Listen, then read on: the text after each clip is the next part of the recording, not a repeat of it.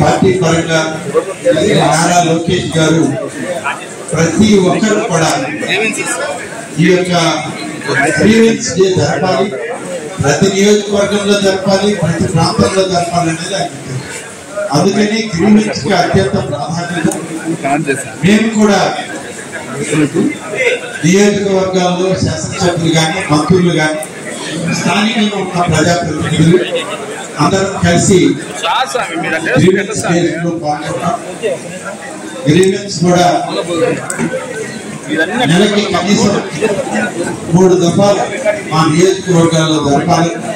మేము ఇన్ఛార్జిగా ఉన్న జిల్లాల్లో ఒక దఫా జరపాలని ఇవాళ మేము కూడా అనుకోవడం జరిగింది. తప్పనిసరిగా ఈ జిల్లాలో నియోజకవర్గాలు గ్రీవెన్స్ లో పాల్గొనడం జరుగుతుంది.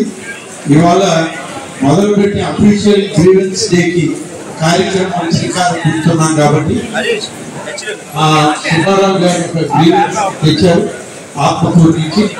మొదటి గ్రీవెన్స్ కింద దాన్ని ఇప్పుడు తీసుకోవడం జరుగుతుంది.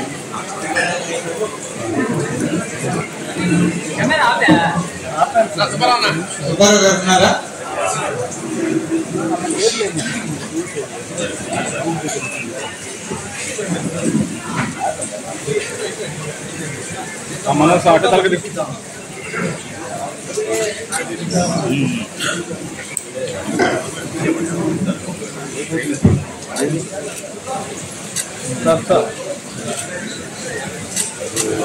ఈ ముందు అయిపోయినా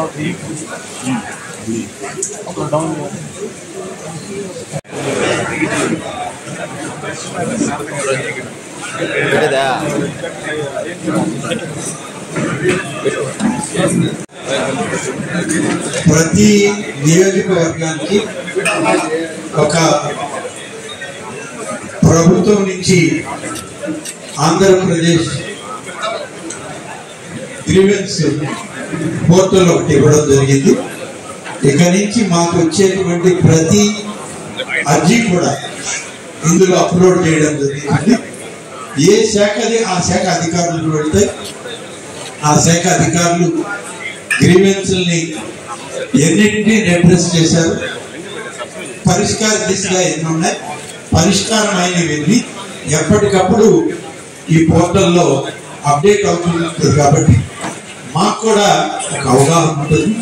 నియోజకవర్గాల్లో మండలాల్లో కార్యక్రమాల్లో తిరిగేటప్పుడు ఆయా ప్రాంతాల సమస్యలు ఏంటి, సమస్యలు ఎన్ని పరిష్కరించగలిగాం, ఎన్ని ఇంకా పరిష్కరించాల్సినవి ఉన్నాయనేటువంటిది ఇందులో ఈ యొక్క పోర్టల్లో మేము అప్డేట్ చేసుకొని ఎప్పటికప్పుడు పనిచేయడం జరుగుతుంది. ప్రభుత్వం వచ్చిన తర్వాత ఈ యొక్క గ్రీవెన్స్ అడ్రస్ చేయడం, ఇంటర్సెల్ 2 కార్యక్రమాలను కూడా నిర్వహిస్తూ ఉన్నాం.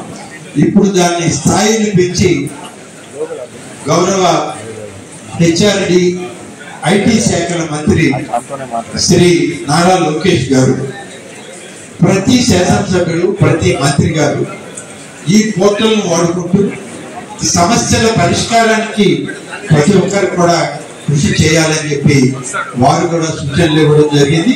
వారి సూచనలు, ఆదేశాలు, వారు ఇచ్చినటువంటి విధి విధానాల్లో ఈ యొక్క గ్రీవెన్సెస్ ని మేము రెగ్యులర్ గా ఆపరేట్ చేయడం జరిగింది. సోదరి మనందరికీ కూడా ప్రత్యేక ధన్యవాదాలు. కార్తీక మాసంలో మీకు, మీ కుటుంబ సభ్యులకు, అలాగే మీ ద్వారా రాష్ట్ర ప్రజానీకానికి మంచి పండుగ వాతావరణంలో కార్తీక శోభ అందరికీ ఉండాలి అని చెప్పి కార్తీక దీప వెలుగులు ప్రతి కుటుంబానికి వచ్చే విధంగా ఆ భగవంతుడు మీరందరూ సహకరించాలని, ఆశీస్సులు అందించాలని నేను ఈ సందర్భంగా ఇప్పుడే దేవాదాయ శాఖ నెల్లూరు జిల్లా రివ్యూ పూర్తయింది కూడా వారికి సూచనలు ఇవ్వడం. దానికి సంబంధించి నెల్లూరు జిల్లాలో ప్రధానంగా ఇవాళ BDNS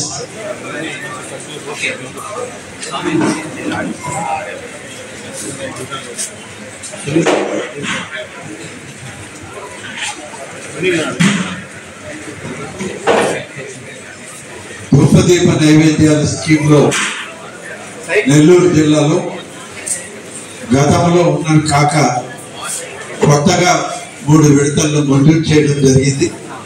మంజూరు చేసినటువంటి ఈ యొక్క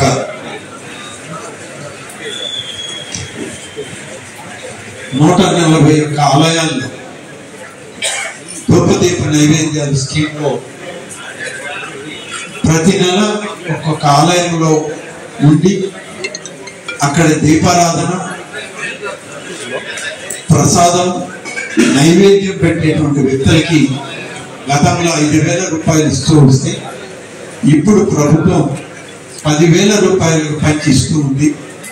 ఆ 10,000 రూపాయలని గతంలో ఇచ్చేటువంటి వాటితోటి కలిపి కొత్తగా ఇప్పుడు 141 ఆలయాలకి మంజూరు చేయడం.